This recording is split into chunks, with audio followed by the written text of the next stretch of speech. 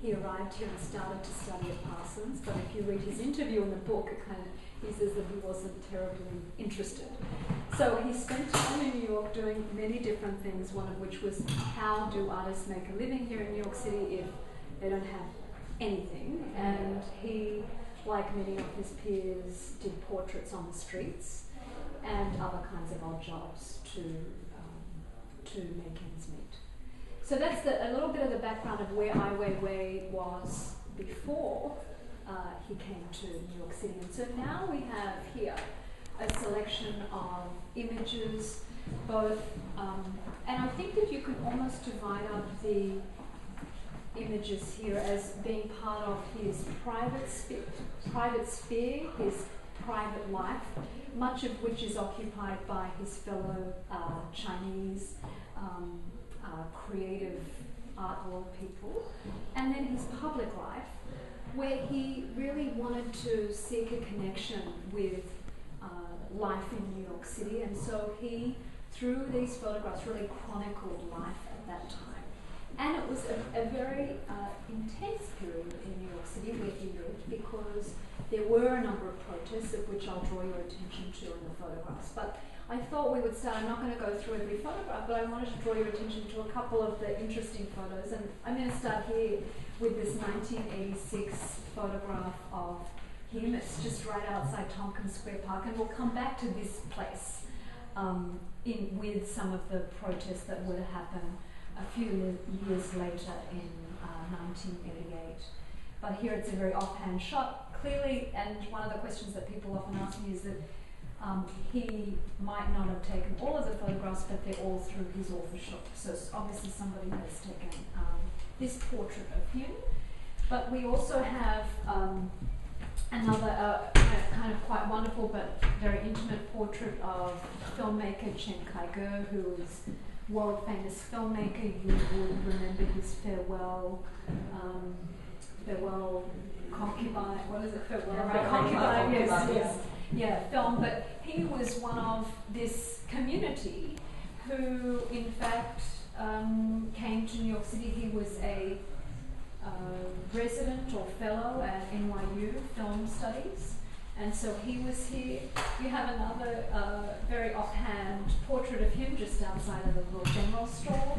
And then this is a great work because I think it does ground his artwork in terms of Duchamp and the reference. Duchamp obviously lived here in New York for some time. In fact, if you go to MoMA, you would see the wall label Duchamp is an American artist. I think that some might dispute that given his French background, but he's very much claimed by New York City.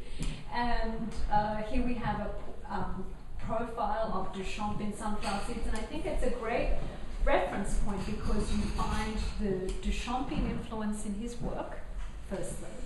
And then secondly, Sunflower Seeds. Now up until a few months ago, Sunflower Seeds didn't figure prominently at all in Ai Weiwei's works. Now, of course, we associate them so much with his work since his showing at Tate Modern, where he created a few million, because we don't have exact numbers, but he basically commissioned craftspeople in Jingdezhen, which is the porcelain center of production since even Ming times in China, to create these porcelain sunflower seeds. We have another one where he's actually playing with different kinds of poses, and he's in a tuxedo type jacket, so it's at once very formal, but he has no undershirt, so he's kind of playing with forms of dress as well.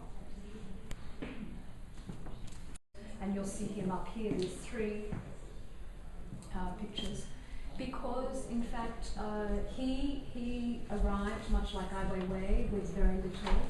They basically came here to seek fame and fortune, if you like. But here we have very intimate portraits of him, again, very nonchalant. He's very comfortable with Ai Weiwei.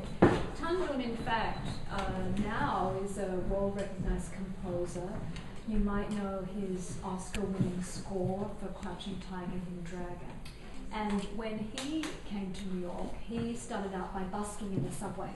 And there's a great shot, I think, it's around the corner of him going down into the subway, not actually showing him busking, but there you go.